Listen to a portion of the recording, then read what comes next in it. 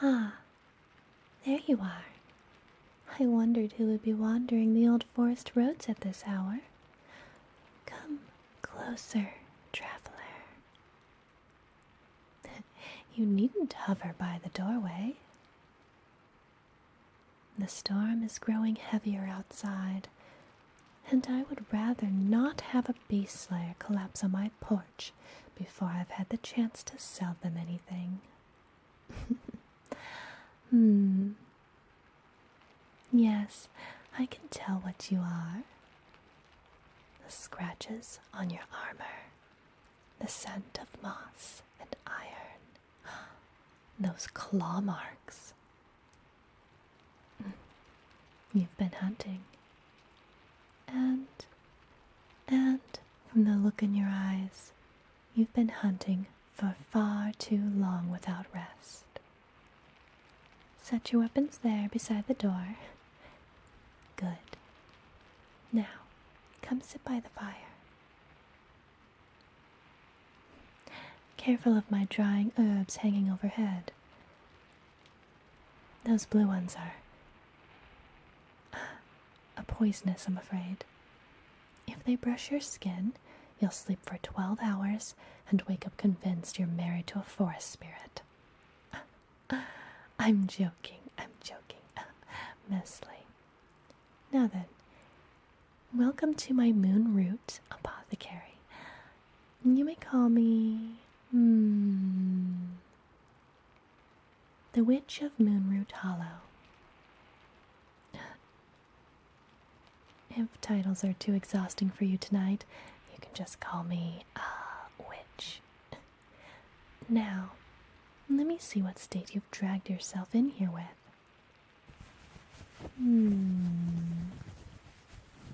Hold still.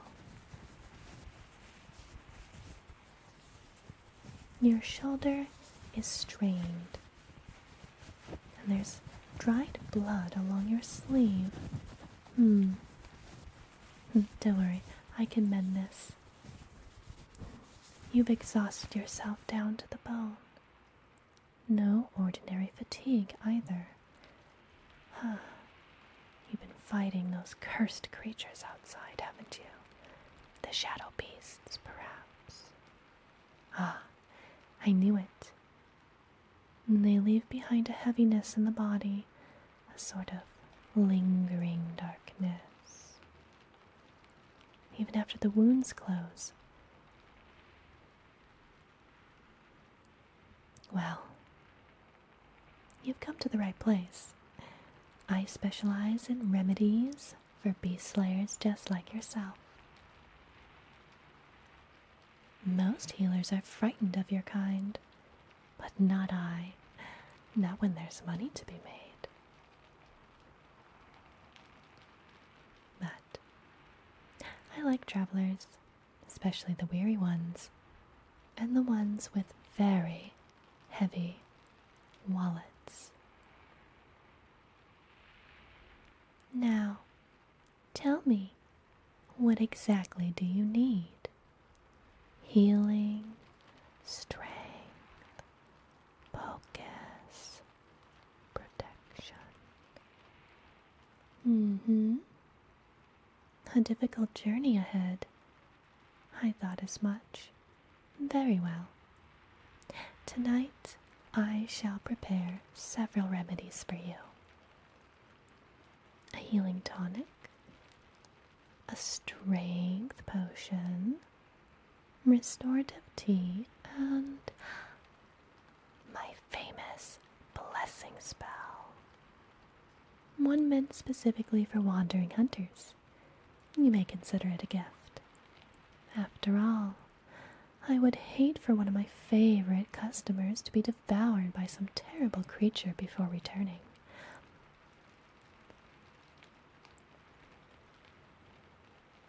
First, let us wake the room properly.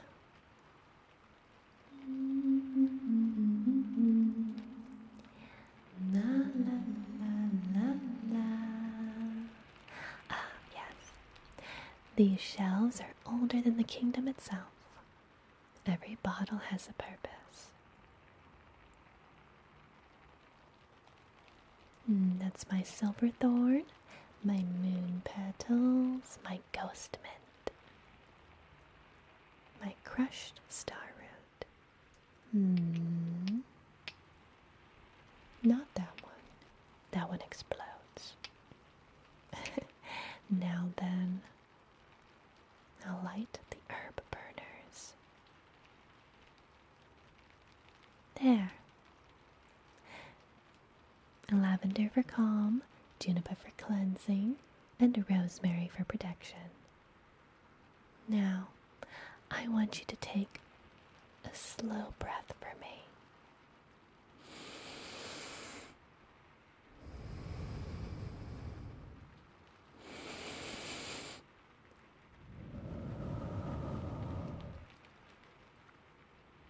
That's it. You can already feel the tension easing from your shoulders, can't you? Good. My apothecary is actually enchanted. No nightmares enter here. No curses linger. No creature of darkness may cross the threshold. For tonight, you are safe.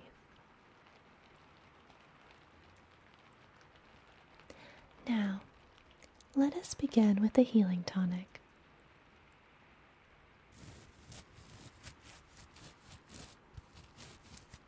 I'll need red moss, sunleaf, and powdered ember root. Watch carefully. Most people believe potion making is loud and dramatic and a whole bunch of mumbo-jumbo, thunder and smoke and explosions. But true apothecary work is actually quiet, delicate, like listening to the rain.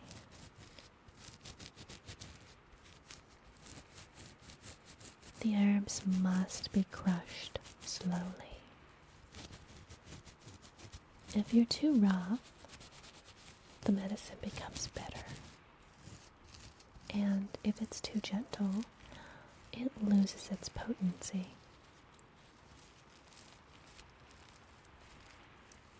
There. Perfect.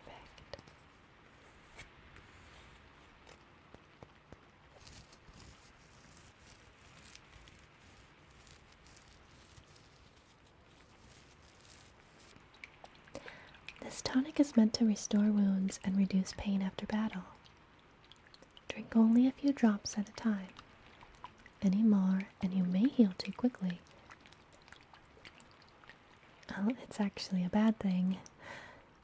You heal too quickly, you'll have scars.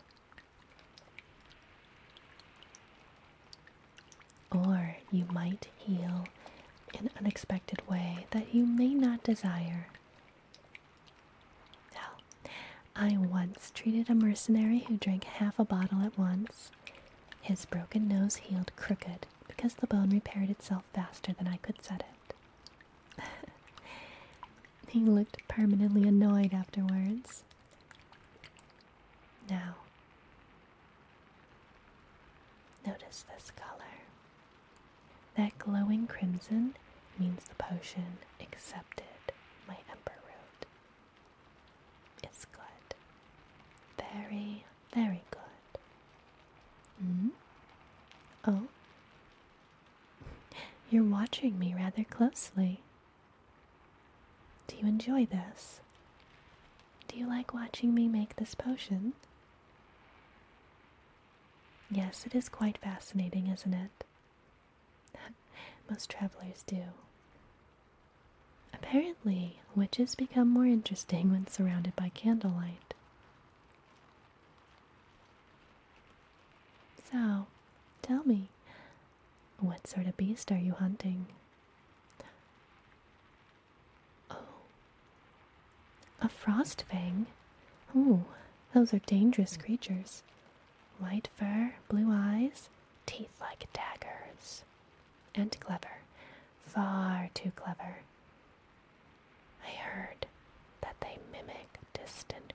cries for help to lure travelers deeper into the mountains.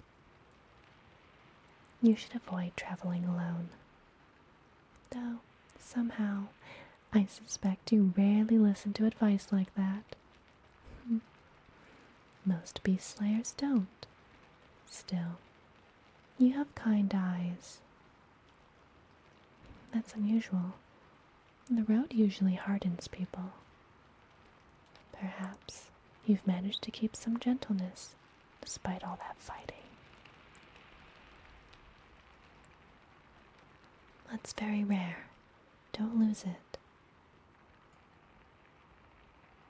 Now, while the healing tonic settles, I'll prepare a restorative tea.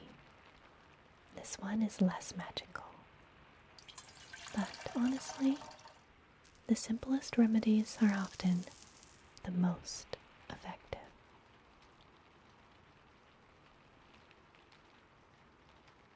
Chamomile, moon mint, dried apples, and winter blossom.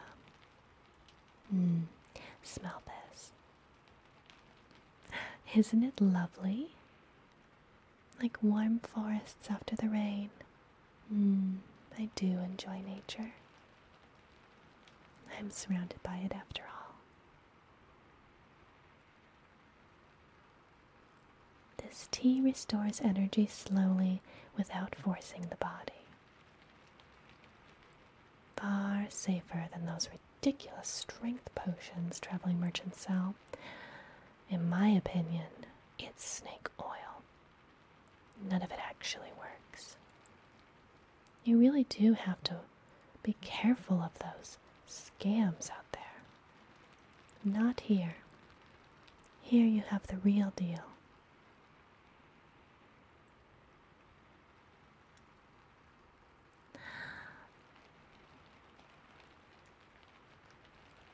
There. Careful. It's warm. Drink slowly. Good. You needed that.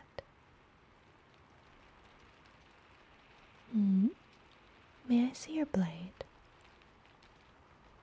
Thank you. Oh, this weapon has seen many battles. The edge is worn, traces of monster venom near the hilt, and there's an old enchantment on it. Fading, but still present. Did someone bless this weapon for you? Ah, a royal blacksmith. I see. Wow. I do have a friend in the village nearby that is a blacksmith. You might consider visiting if you ever need to, maybe you need a new sword or a new shield, or you just need to upgrade your armor.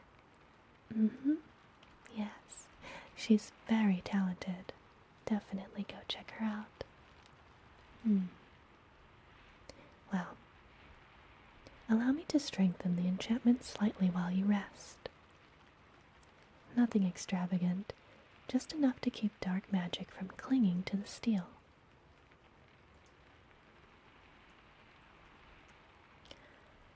Silver ash, crushed salt, a drop of moon oil, and there.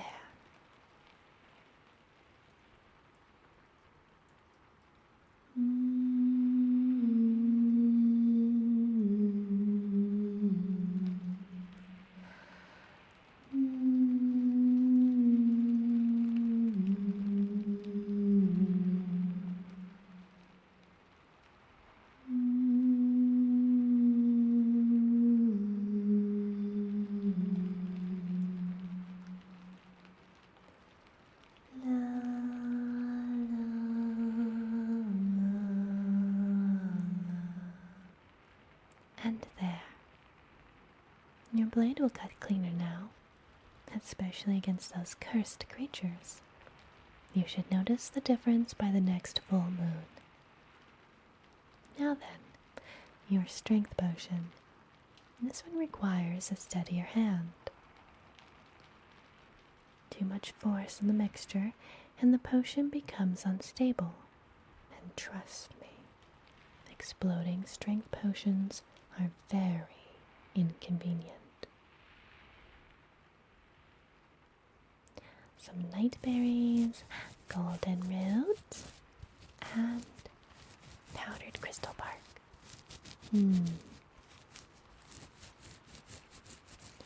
This bark only grows near ancient ruins. The trees absorb traces of old magic from the stones, and that's why the powder sparkles. Beautiful, isn't it?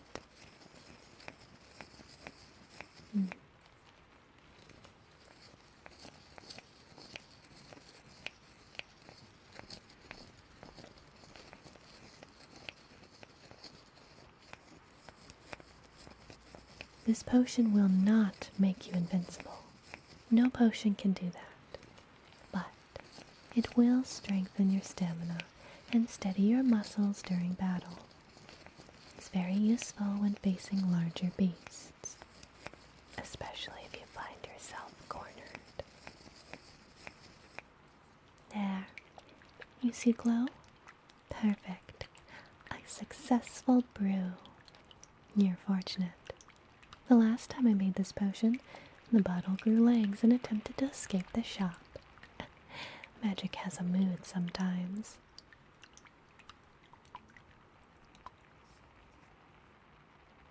You seem calmer now. Good. I was worried when you first arrived. You carried yourself like someone expecting danger around every corner. That must become exhausting. Always alert, always prepared to fight. You may rest here for a little while longer. The rain won't stop anytime soon.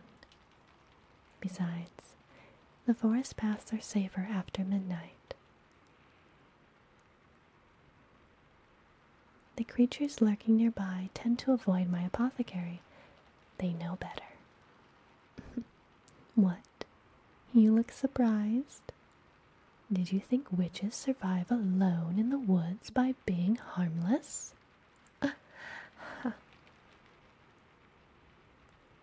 Would you like to hear something interesting while I work? Good. Long ago, before this became an apothecary, this building belonged to an astronomer. They studied the stars every night from the tower above us. People believed that they could predict disasters, storms, wars, dragons. One winter, they vanished. No body, no note, only a journal left behind. And in that journal, he wrote about a silver-eyed traveler who would one day arrive carrying the scent of battle and rain. No, I'm not saying it was you. Although, you do smell faintly of rain. Relax, I'm only teasing. Mostly. Now, for the final part, the blessing ritual. Come, we're going to need to gather around my cauldron. Alright, for the final part, our blessing ritual. This one is ancient, far older than kingdoms. It was once performed for hunters before they entered cursed lands. Stand if you would. Good. Come closer. I'll draw the protection sigil first.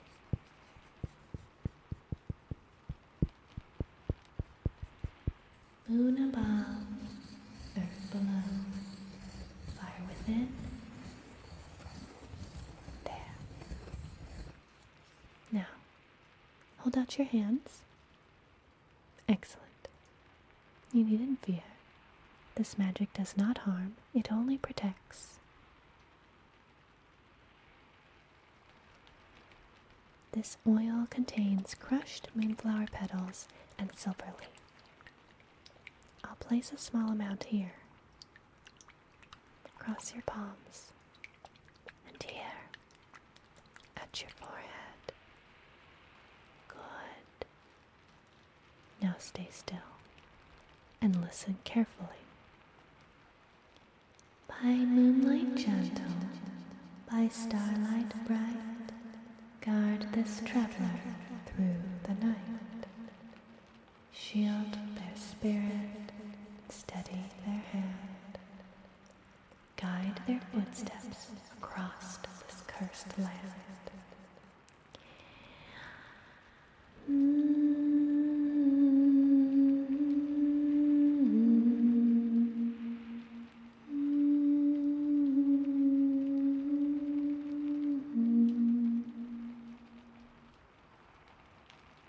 So the forest hears the magic, and so it shall be. It is done. There. You can feel it, can't you? That warmth, like sunlight beneath your ribs. The blessing should remain with you for several weeks, longer if you avoid doing anything reckless. Though, somehow, I suspect that may be difficult for you. Now, sit. The ritual can leave travelers slightly dizzy afterwards. Here, drink some more tea. Good. How are you feeling? Better? Excellent. I'm so glad to hear that. Now then, let me pack your supplies properly. 1 healing tonic, 1 strength potion, dried herbs for pain relief, and dream leaf tea for sleep, and a small pouch of protection salt. Scatter it around your camp at night. Most lesser creatures will avoid crossing the line, and if they don't, well, that's what the sword is for. There. All packed. Oh, and this. A tiny vial of glowing blue liquid. That one is free. Think of it as insurance. If you are ever gravely wounded, drink it immediately. Though, I would prefer you return here alive instead. It becomes terribly lonely in the woods sometimes. The rain is lighter now. You'll be able to travel soon, though part of me wishes the storm had lasted longer. It's nice having company. Most travelers who visit the apothecary either flirt terribly or accidentally knock over expensive ingredients. Ugh. You, however, have been quite pleasant. No, you really have been. And besides, it's refreshing speaking with someone who doesn't immediately accuse me of turning villagers into frogs. I only did that once. Again, joking, mostly. Well then, Beast Slayer, your potions are ready, your blessing is complete, and your strength seems to have returned somewhat. That means our little evening together must come to an end. For now. Take care on the northern roads. There have been strange sightings near the cliffs. If the air suddenly grows cold, turn back. Trust your instincts, and if you find yourself wounded again, or simply weary, you know where to find me. The lantern outside this apothecary is always lit for wandering souls. One last thing. Here. A little luck charm tied to your cloak. Travel safely, Beast Slayer, and may the moon guide you home.